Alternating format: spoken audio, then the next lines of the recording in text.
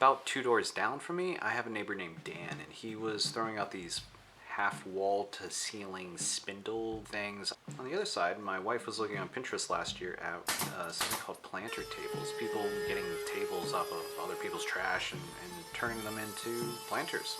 Started making a little jig to cut out dados.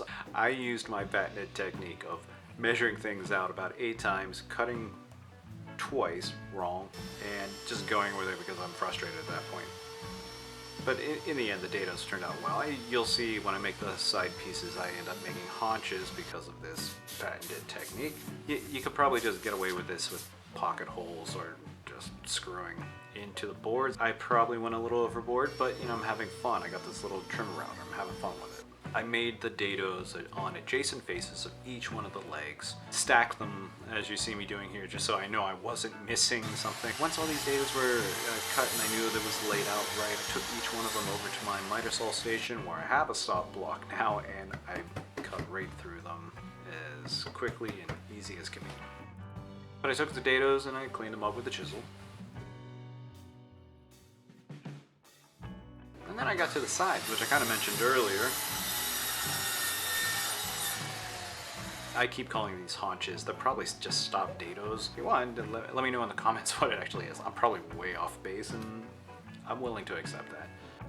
Knowing that this is an outside project, I used a polyurethane glue just to try to keep it from breaking apart. Polyurethane glue likes to cure in the presence of moisture, so I'm spraying some water, and that little bottle has water in it. The way I look at most projects I do where I use pocket holes, I don't really use them as structural pieces. I use them as clamps for the glue that I'm actually using in the joints. And the glue is what holds everything, so I still added them in here as a clamp, mainly because my dados were a little sloppy.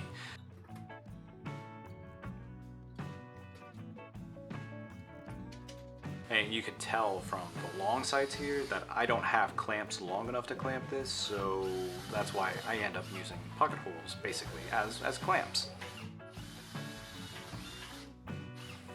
And I did check for square. This thing was still pretty loose, so I was able to make it square just by shifting things around, but I used the internal framing to make it square. It itself actually is square, but the boards that I put as the cross supports, which I'm putting in now to help support the slats, those did not go in straight at all. So it's kind of bad.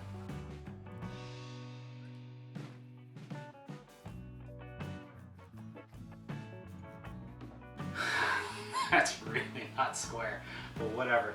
The slats are just a piece of 2x4 plywood, cheapo plywood. It's probably not the best thing to put into a garden, but for temporary purposes, it'll work.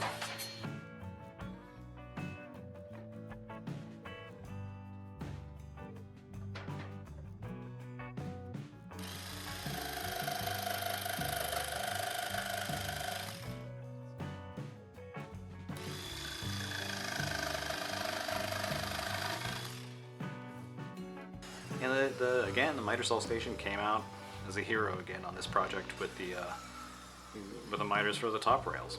I did join them together with biscuits, by the way, a biscuit joiner. Oh boy, and then I clamped it with this clamp thing, which was just about 1 inch too short. This is just a burlap a plant liner on the inside. Next time I will use the black liner.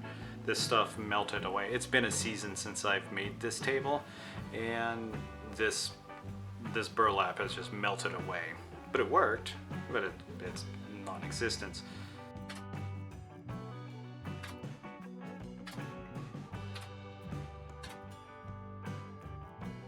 Obviously I used spray paint to paint this. It was quick, it wasn't even. I do want to get on my wife's Cricut, or Cricut, whatever you want to call that thing, and build out some stencils here, make this look a little more farm shoppy. But otherwise, I think it turned out pretty nice. What's up? Nothing, just checking on you. I wondered where you were. Trying to dub over. Oh, probably not helping, huh? Love you. Love you too. So painting this, I used spray paint, words.